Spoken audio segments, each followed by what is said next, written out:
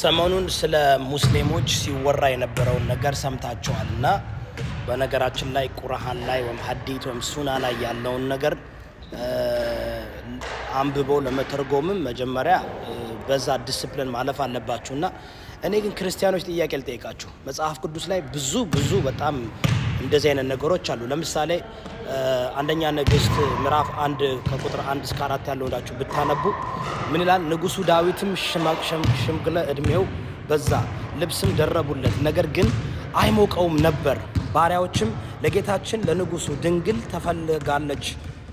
ትፈለጋለች፣ በንጉሱም ፊት ቆማ ታገለግለው፣ በጌታችንም በንጉሱ ብብት ትተኛ ታሞቀው አሉት።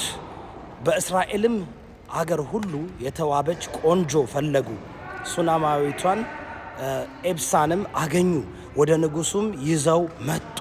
ቆንጆም እጅግ ውብ ነበረች፣ ንጉሱም ትረዳውና ታገለግለው ነበር፣ ንጉሱ አያውቃትም ነበር ይላል። እዚህ ላይ ምንድነው የሚያሳየው? ዳዊት በጣም ሽማግሌ ነበርና እሱ ለማሞቅ ድንግል የ12 ዓመት ሕፃን ልጅ ፈልገው አምጥተው ብብቱ ስር እየገባች እንድታሞቀውና እንድታገለግለው ተደርጓልኝ። ባደወይ ብዙ አለ መጽሐፍ ቅዱስ ላይ እንደውም እንደዚህ እያመጣው እነግራቸዋለሁ። በጣም ዲስከስቲንግ የሆነ ከሸርሙጣ ጋር እንድተኙ ብሎ እንደገና ደግሞ ሄድና ፕራስቲቱን እንዲያገባ የታዘዘበታል። አሁን እኔ መረዳት አለብን። ገባችሁ? እነዚህ መጽሐፎች የተጻፉ ቆይተዋል። ከ2000 ዓመት ከ3000 ዓመት ከምናምን ዓመት በፊት ነውና በዛን ጊዜ የነበረው የሰው ልጅ አንደርስታንዲንግ እና የሰው ልጅ ሌቨል ይለያል ብዬ አስባለሁ። ገባችሁ? ቅድስት ድንግል ማርያም እኮ በ13 ዓመቷ እኮ ነው የወለደችው አይደል እንዴ?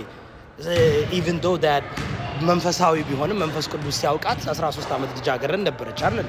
ስለዚህ አሮን ነው አሁን የምንኖርበት ዘመንና በዛን ጊዜ የነበረው ዘመን እንደሚለያይ ነው የማውቀው። እኔ ማይንዴ አይቀበልም፣ በዚያ ዘመን ነው ያደግኩት።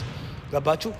እንጂ ወደ ኋላ ከሄድን በጣም ብዙ በቃ ዲስከስቲንግ የሆነ ለኛ ዲስከስቲንግ የሆነ ብዙ ነገር አለና ኦርቶዶክስ ተዋህዶች ወይም ክርስቲያኖች በሙስሊሞች ላይ እጃችሁን ከመቀሰራችሁ በፊት በእኛ በክርስቲያን እና በመጽሐፍ ቅዱስ ያለውን ጉድፍና ያለውን ነገር ለመረዳት አንደኛ ነኝ ጉድፍ የምልበት ምክንያት ምንድነው? እኛ ማይንዳችን አሁን ሰታችን የማይቀበል ነገር ነው።